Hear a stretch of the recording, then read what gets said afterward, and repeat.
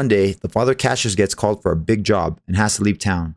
He doesn't know when he'll be back, but these kids have been training under him to become bracers. Bracers are a group of people who try and help out civilians in need. They can do anything from exterminating monsters to delivering items for people. They just basically keep the peace and order in the towns they are needed in. And they will usually pick up jobs like at a message board at the respective guilds. As Cassius leaves, Joshua and Estelle are left on their own, but are up to test for a junior bracer position. Joshua and Estelle go out and do their tests, and pass of course. So now their job is to go around the country to different towns helping out as junior bracers, gaining knowledge and experience along the way to get recommendations to be full-fledged bracers. Their mentor suggests that they travel by foot so they can see the land that they are protecting and become familiar with their country backroads, since they've never really left their hometown. We go from town to town, helping out where we can and solving some pretty big problems along the way, learning more about our characters and meeting some pretty interesting individuals as well. We have a total of 5 towns that we visit, including Joshua and Estelle's place where they grew up. The story doesn't get super interesting until the later half of the game, and me myself, I was wondering where Joshua come from and why Cassius brought him home and adopted him. But trust me, all those questions do get answered. I had my guesses, but I was wrong. And these 3 games, they were supposed to be one long game. The developers decided to break it up into 3 separate parts, which I think was a pretty good call. The first game just kind of sets the groundwork. There's a lot of world building. I think it's introducing who's from where, what towns are what. They bring in people from other countries, I believe. It just lays the plot down and it sets up the next 2 games. Even though I haven't played the second or the third game yet, I just can't wait to jump back in. I didn't mind the first game being a little bit slower just because you learn a lot. You learn so much about the game world.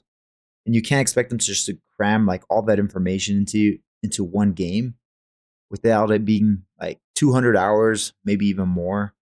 I want to say I spent 50 hours on this game, but I still didn't do everything. All right, combat for me is pretty important aspect of the game. If there's boring combat, I kind of lose interest pretty fast, just because that's what you do for a good amount of the game. Trails is basically a traditional turn-based RPG, but they do have their own twist on things. There's a few basic commands such as attack, move, art, craft, item, and run. Attack is obviously your basic attack. Whatever your physical damage is will be your attack. Move lets you position yourself. That's what's pretty cool. You can move in your parameters.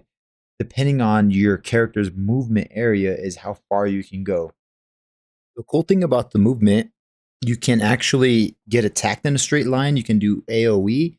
And usually if the monster doesn't have a fast attacking spell, it'll show you where it's going to land. So if there's a big ass AoE circle, you can get your characters, you can move out of the way instead of attacking. Because if you attack, it's going to go in a straight line. He's going to move forward towards the monster and you probably will still get hit.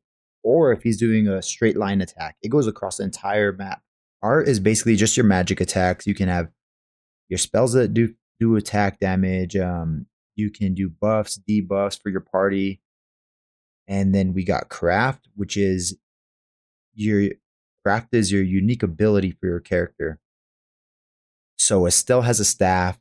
She can stand in the middle of a mob and then she could spin her staff and it'll hit everyone in that area. That's an AoE. That is an example of a craft from Estelle.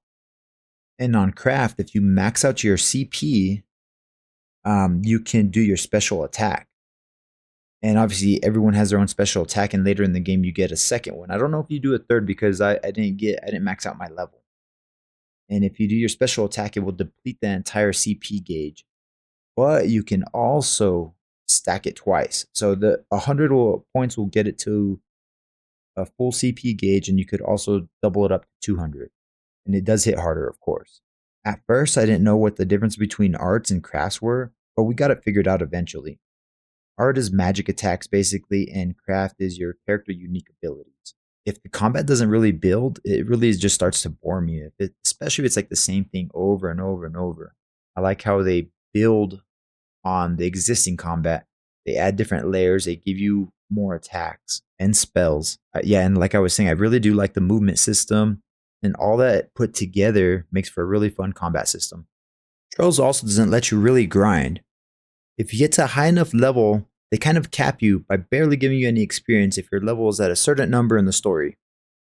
They will give you 4 experience points and you'll need 1,000 experience to level up. This game is like anti-grind from what I can tell. I know a lot of people are always concerned about the difficulty level of RPGs or jrpgs, if they are changeable.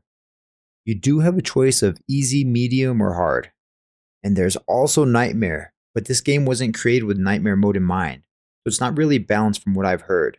Whatever difficulty level you choose, make sure that's the one that you want, because you would have to start the game all over just to change the difficulty again.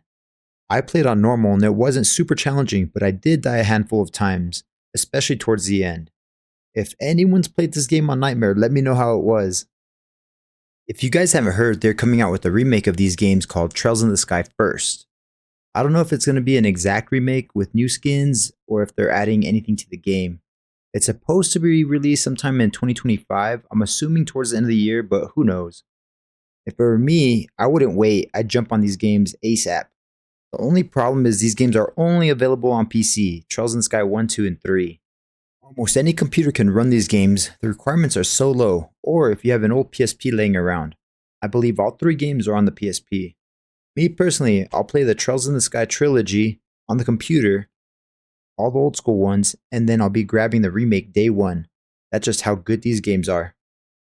I wouldn't have missed out on these stories if I knew how good they were. I've only heard about the series pretty recently, so when I saw Trails Through Daybreak was coming to North America in English, I jumped on it, bought it right away, played it, had a great time with it. I was like, oh man, I love long series, so I started from the beginning, so you guys don't miss out. I've only scratched the surface of these games. If you guys have any questions about these games or just RPGs in general, feel free to jump in any of my streams and ask away or just come hang out. But thank you guys for checking out my video on Trails in the Sky. Let me know if you're going to get into the series or if you've already played some or all the Trails games in the comments below. I'd love to hear what you guys have to say. See you guys in the next stream or video. Laters.